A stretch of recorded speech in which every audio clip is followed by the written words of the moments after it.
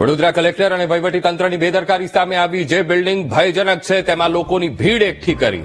Ration કાર્ડને આધાર card સાથે link કરાવવા લોકોની લાઈન લાગી. જેને તંત્રએ ભયજનક બિલ્ડિંગ જાહેર કર્યું ત્યાં લોકો ભેગા કર્યા. સર્વર ધીમે ચાલે છે અને ટોકન મર્યાદિત મળે છે.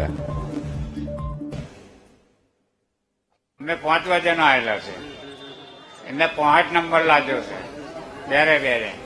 અમે 7 થી 8 મણો આવેલા છે, હજુ લિંક થયું નથી.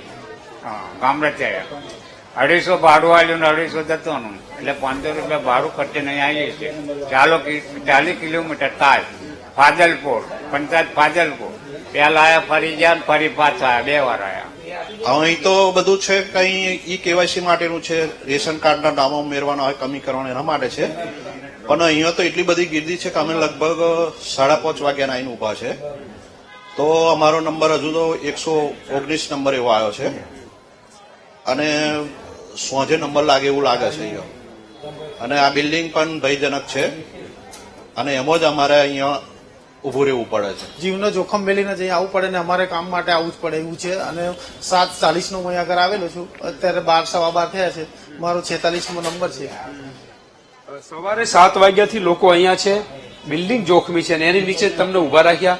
જે તંત્રએ બિલ્ડિંગને જોખમી જાહેર કર્યું ત્યાં જ તમને ઉભા રાખ્યા. હા સાહેબ, હું 8 વાગ્યાનો આવ્યો છું અને આ બીજી વખત મારો ધક્કો છે. પેલા હું આવ્યો હતો પણ મારું કામ નહોતું કર્યું કે તમારે ટોકન લેવું પડશે, આમ તેમ છે. આ બિલ્ડિંગ નીચે કેટલો ભય લાગે છે, કારણ કે તંત્ર હા, એ તો બીક તો લાગે જ ને સાહેબ. બધા આપણે બહાર ઉભા રહીએ અમે, પણ બીક તો લાગે જ ને.